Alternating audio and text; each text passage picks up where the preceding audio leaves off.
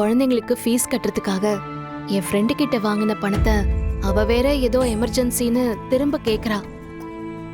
நான் கஷ்டப்படுற நேரத்துல ஹெல்ப் பண்ணவளுக்கு நான் திருப்பி கொடுக்கணும்ல பாட்டி. அதானே சரி. ஆமாமா. அதனால என்ன பண்றதுன்னு தெரியாம தான் குழப்பத்துல உட்கார்ந்திருக்கேன். ஏன் பாரதி, ஆதி தம்பிக்கிட்ட இருக்கிற நிலவரத்தை சொல்லி நீ பணம் கேட்டு பாரு. ஐயோ பாட்டி, என்ன பேசுறீங்க? அத நான் பண்ணணும்னா இவ்ளோலாம் நான் யோசிச்சுட்டு இருப்பேனா? அது வேணான்னு சொல்லிதானே நானே எல்லாத்தையும் சமாளிச்சுட்டு இருக்கேன். இல்ல பாரதி, நீ சொல்றத கேட்க எனக்கு வருத்தமா இருக்கு. நீ இவ்வளவு கஷ்டப்படுற, அதனாலதான் நான் அப்படி சொன்னேன்.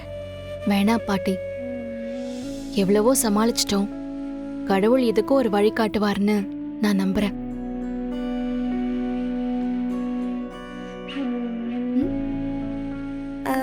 அது அம்மா, என்ன? நான் உங்ககிட்ட ஒரு விஷயம் கேட்கணும். திட்ட மாட்டீங்களே? இங்க வா. நான் எதுக்குடா உன்னை திட்ட போறேன்? என்ன விஷயம் சொல்லு. எங்க ஸ்கூல்ல நெக்ஸ்ட் வீக் டூர் கூட்டிட்டு போறாங்கம்மா. என் கிளாஸ்மேட் எல்லாருமே போறாங்கம்மா. நாளைக்கு பணம் கட்டணும்னு சொல்லிருக்காங்க. ஏன் தமிழ், நாளைக்கு பணம் கட்டுறதுக்கு இன்னைக்கு வந்து சொல்றியே? முதல்ல சொல்லிருக்க கூடாதம்மா. இல்ல பாட்டி, அம்மா ஏற்கனவே நிறைய கஷ்டப்படுறாங்க.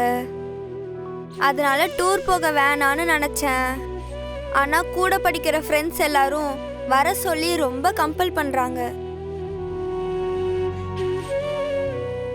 அதனால தான் இப்போ வந்து கேட்குறேன். அது மட்டும் இல்லை, எனக்கும் டூர் போக ரொம்ப ஆசையா இருக்கு பாட்டி.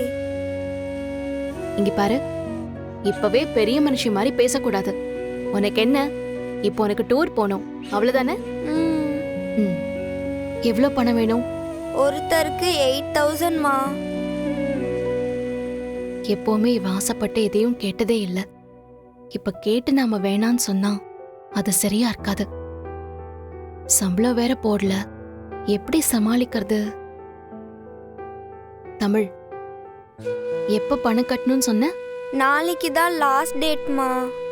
ஓகே, நாளைக்கு உனக்கு பணம் கொடுத்துறேன். நீ டூருக்கு போலாம். ரொம்ப தேங்க்ஸ்மா.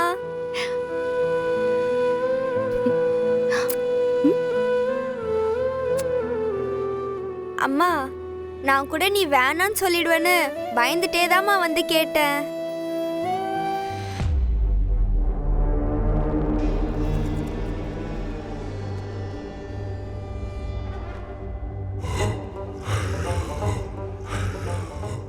நீ ஓகே சொல்வேன்னு நான் நினைச்சு கூட பார்க்கலம்மா. நீ இப்ப சந்தோஷமா இருக்கல்ல? அதுதான் எனக்கு வேணும். லவ் யூ மா. சரி போ.